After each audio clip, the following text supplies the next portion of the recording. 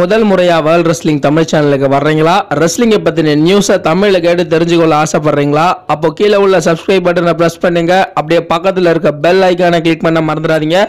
Already subscribe பண்ணவங்களா இருந்தாலும் bell ஐக்கானை press பண்ணுங்க. அப்பதான் நாங்க போடக்கூடிய வீடியோ உங்களுக்கு உடனுக்குடன் நோட்டிபிகேஷன்ல வந்துகிட்டே இருக்கும். Hi hello and welcome to your channel world wrestling Tamil. நான் உங்க ஆனந்த். இப்போ இந்த வீடியோவில் நம்ம எதை பற்றி பார்க்க போகிறோம் அப்படின்னு சொல்லிட்டு கேட்டிங்கன்னா, WWE திரும்ப வரப்போகும் த ராக். அதுக்கு அடுத்தபடியாக extreme rules 2018 team heel no தோல்வியா அப்படின்ற இந்த ரெண்டு டாப்பிக்கை பற்றி தான் நம்ம பார்க்க போகிறோம்.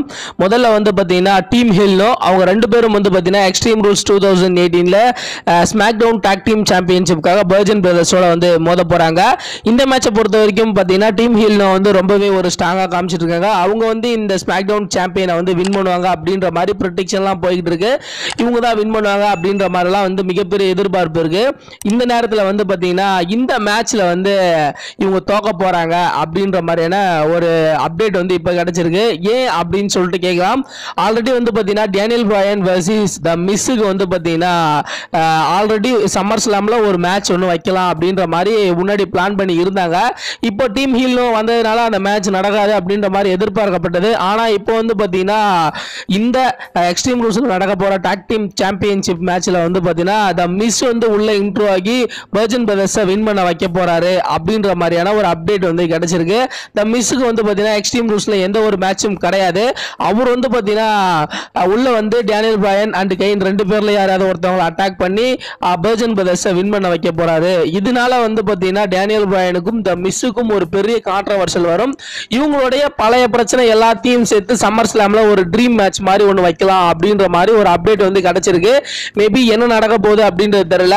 த மிஸ் வந்து அட்டாக் பண்ணுவாரா பண்ண மாட்டாரா, இந்த மேட்ச்ல டீம் ஹில்னோ அவங்க வின் பண்ணுவாங்களா வின் பண்ண மாட்டாங்களா அப்படின்றத நீங்க என்ன நினைக்கிறீங்களோ அதை வந்து கீழே கமெண்ட் செக்ஷன்ல கமெண்ட் பண்ணுங்க. அதுக்கு அடுத்தபடியா வந்து பாத்தீங்கன்னா த ராக் வந்து பாத்தீங்கன்னா இப்போ வந்து ஒரு செம்ம பிஸி ஷெட்யூல்ல ஹாலிவுட் கெரியர்ல வேற லெவல்ல இருக்காரு. அவர் வந்து பாத்தீங்கன்னா இப்போ சமீபத்தில் ஒரு இன்டர்வியூ கொடுத்துட்டு இருந்தாரு. அதுல வந்து பாத்தீங்கன்னா பல கேள்விகள் கேட்கப்பட்டது. அவருடைய ஹாலிவுட் கரியரை பத்தியும் கேட்கப்பட்டது. அவருடைய லைஃப்ல நடந்த பல விஷயங்களை பத்தி நிறைய கேள்வி கேட்டாங்க.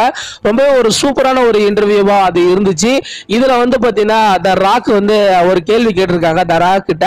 நீங்க வந்து WWE போய் ரொம்ப நாள் ஆச்சு, நீங்க WWE போகணும் அப்படின்னு சொல்லிட்டு நினைக்கிறீங்களா அப்படின்னு சொல்லிட்டு கேட்டு த ராக் வந்து சொல்லியிருக்காரு. என்ன சொல்லியிருக்காரு அப்படின்னு சொல்லி கேட்டீங்கன்னா, நான் வந்து WWE போகணும், ஏன் இந்த வருஷமே வந்து போனோம் அப்படின்ற மாதிரி தான் வந்து பிளானிங்லாம் இருந்துச்சு.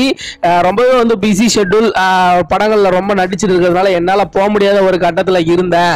ஆல்ரெடி வந்து பார்த்தீங்கன்னா வின்ஸ் மெக்மேனும் சரி ட்ரிபிள் எச்சும் சரி என்னை கூப்பிட்டுட்டு தான் இருக்காங்க. ஏதாவது ஒரு மேட்சுக்கு வந்து தலையை காமிச்சிட்டு போங்க அப்படின்ற மாதிரி வந்து அவங்க சொல்லிட்டு தான் இருக்காங்க. இருந்தாலும் இந்த ரொம்ப ஷெட்யூல் இருக்கு, அடிக்கடி வந்து வெளியில ஷூட்டிங் போக வேண்டியது இருக்கு, அதனால WWE பக்கம் போக முடியல அப்படின்ற மாதிரி வந்து த ராக் சொல்லியிருக்காரு. கண்டிப்பா WWE போயிட்டு அகைன் ஒரு ரெசல் பண்ணணும் அப்படின்றது ஒரு நல்லா இருக்கும் அப்படின்ற மாதிரி அவரும் சொல்லியிருக்காரு. மேபி வந்து பாத்தீங்கன்னா இவர் வந்து இன்னும் ஒரு 6-7 மாசத்துக்கு ரொம்பவே பிஸி ஷெட்யூல் நடிப்பாரு அப்படின்ற மாதிரி எதிர்பார்க்கப்பட்டது.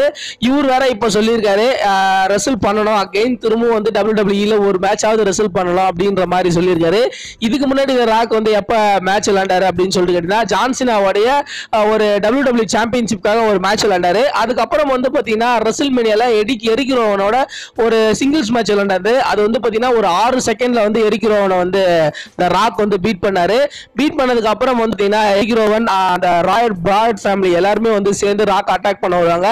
அந்த டைம்ல ஜான்சினாவும் ராக்கும் ஒரு டாக் டீம் சேர்ந்து அவங்க எல்லாரையும் அடிப்பாங்க. அதுதான் வந்து பாத்தீங்கன்னா லாஸ்டா த ராக் வந்து மேட்ச்ல கலந்துட்டாரு. அதுக்கப்புறம் எந்த ஒரு மேட்ச்லயும் ராக் வந்து பாத்தீங்கன்னா WWE கலந்துக்கல. மேபி அவர் வந்து இப்போ ஓப்பனா சொல்லியிருக்காரு, நான் வந்து எனக்கு வந்து ஃப்ரீ டைம் கிடைச்ச உடனே கண்டிப்பா நான் WWE போயிடுவேன், நான் WWE ஒரு ரெசல் பண்ணணும் அப்படின்ற மாதிரி வந்து அவரும் சொல்லியிருக்காரு. மேபி வந்து பாத்தீங்கன்னா அவர் எப்ப அவருடைய ஷெட்யூல் ஃப்ரீயா இருக்கோ அந்த டைம்ல கண்டிப்பா WWE வந்து இவரை வச்சு ஏதாவது ஒரு மேட்ச் பண்ணுவாங்க அப்படின்ற மாதிரி எதிர்பார்க்கப்படுது. மேபி நம்ம பொறுத்திருந்து பார்ப்போம். த ராக் வந்து எப்ப ரிட்டர்ன் ஆனா நல்லா இருக்கும் அப்படின்னு சொல்லிட்டு நீங்க நினைக்கிறீங்களோ அந்த பேப்பரியோட நேம் வந்து கீழே கமெண்ட் செக்ஷன்ல கமெண்ட் பண்ணுங்க. இந்த வீடியோ உங்களுக்கு பிடிச்சிருந்தா லைக் பண்ணுங்க, ஷேர் பண்ணுங்க, மறக்காம சப்ஸ்கிரைப் பண்ணுங்க. அப்படியே டிஸ்கிரிப்ஷன்ல நம்மளோட Facebook, Twitter, Instagram பேஜ் இருக்கு, அதை வந்து லைக் பண்ணுங்க, ஃபாலோ பண்ணுங்க. தேங்க்ஸ் ஃபார் வாட்சிங். Peace out.